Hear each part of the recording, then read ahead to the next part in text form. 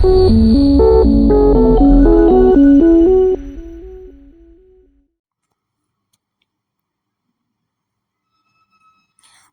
శ్రీవారిని దర్శించుకున్న మంత్రి రోజా. కలియుగ ప్రత్యక్ష దైవమైన తిరుమల శ్రీవారిని వీఐపీ విరామ సమయంలో ఆంధ్రప్రదేశ్ టూరిజం శాఖ మంత్రి రోజా దర్శించుకున్నారు.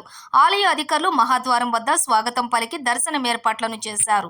దర్శనం అనంతరం రంగనాయకుల మండపంలో వేద పండితులు వేద ఆశీర్వాదం అందించగా టీటీడీ అధికారులు తీర్థ ప్రసాదాలు అందించారు. ఆలయం వెలుపల మంత్రి రోజా మాట్లాడుతూ శ్రీవారి ఆశీస్సులు తీసుకున్నానని, జగన్మోహన్ రెడ్డి మళ్ళా రెండవసారి ఆంధ్రప్రదేశ్కు ముఖ్యమంత్రి అవుతారని రోజా తెలిపారు.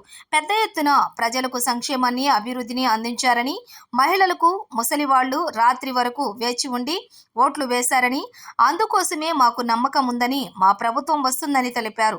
కూటమి కొత్తది కాదు. 2014లో రాష్ట్రాన్ని నాశనం చేశారు కాబట్టే 2019లో వైఎస్ఆర్సీపీని ప్రజలు గెలిపించారని రోజా తెలిపారు.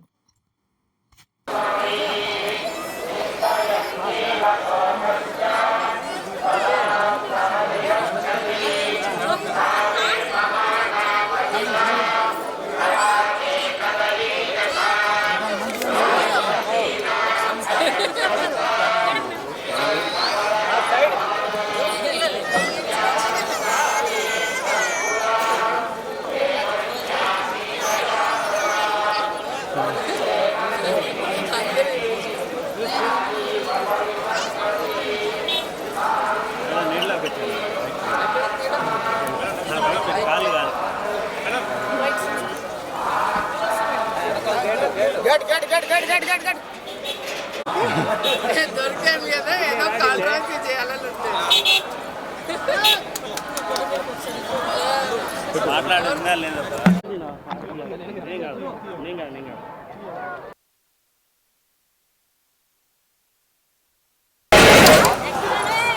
మనమే. Madam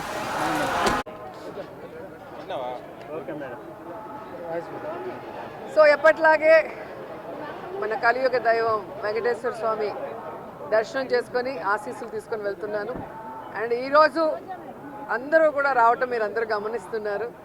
and June 4th results వస్తున్నాయి కాబట్టి ప్రజలు, మీడియా అంతా కూడా చాలా ఆతృతగా ఎదురు చూస్తుంది. ఎవరికి కావాల్సిన స్టోరీలు వాళ్ళు వండుతున్నారు అనేది మనం గమనిస్తూనే ఉన్నాం. నిన్ననే ఎగ్జిట్ పోల్స్ కూడా రావటం జరిగింది. ఎవరు ఏం ఎగ్జిట్ పోల్స్ ఇచ్చినా, ఎక్కడ ఏం డిస్కస్ చేసినా ఫైనల్గా జరిగేది సెకండ్ టైం జగనన్న సీఎం. ఎందుకంటే ఈ రాష్ట్ర ప్రజలు సంక్షేమానికి, అభివృద్ధికి పట్టం కట్టడానికి రెడీగా ఉన్నారు కాబట్టే మహిళలు, ముసలి వాళ్ళు పెద్ద ఎత్తున రాత్రి 9 అయినా కూడా ఎదురు చూసి ఓటింగ్ వేసి వెళ్ళటం మనం అందరం కూడా గమనించాం. సో మనకి స్వాతంత్రం వచ్చిన తర్వాత ఇంత పెద్ద ఎత్తున సంక్షేమాన్ని, అభివృద్ధిని ప్రజల కోసం అందించిన ఏకైక ముఖ్యమంత్రి జగన్మోహన్ రెడ్డి గారు. రాష్ట్రం విడిపోయి నష్టాల్లో, కష్టాల్లో ఉన్నా కూడా ప్రభుత్వ బాధ్యతగా ప్రజలకి మంచి చేయాలి, రాష్ట్రాన్ని అభివృద్ధి వైపుకు నడిపించాలి అని చిత్తశుద్ధితో పారదర్శక పరిపాలన అందించారు కాబట్టే ఈరోజు మేమంతా కూడా చాలా కాన్ఫిడెంట్గా ఉన్నామన్న విషయాన్ని మీ అందరికీ తెలియజేసుకుంటున్నాను.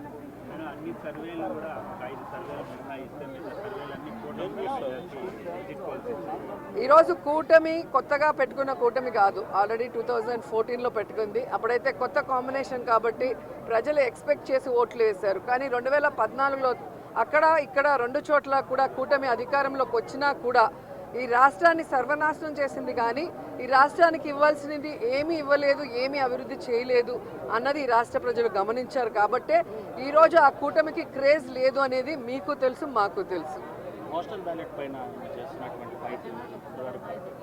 ఖచ్చితంగా ఈరోజు ప్రజలందరూ కూడా గమనించాల్సిన విషయం, వ్యవస్థలు ఏ విధంగా ఈరోజు చంద్రబాబు నాయుడు చేతిలో వాళ్ళు ఇష్టానుసారం చేస్తున్నారో మనం గమనిస్తున్నాం. ఆ విషయాల్ని ఇష్టానుసారం ఎలక్షన్స్ అప్పుడు మార్చేయటం, అలాగే కేసులు పెట్టించడం వైఎస్ఆర్సీపీ నాయకుల మీద. ఇప్పుడు దేశంలో ఎక్కడా లేనటువంటి విధంగా కొత్త కొత్త రూల్స్తో పోస్టల్ బ్యాలెట్ని ఏ విధంగా వాళ్ళకి అనుకూలంగా మార్చుకోవాలన్న ప్రయత్నం చేస్తున్నారో మనం గమనిస్తున్నాం.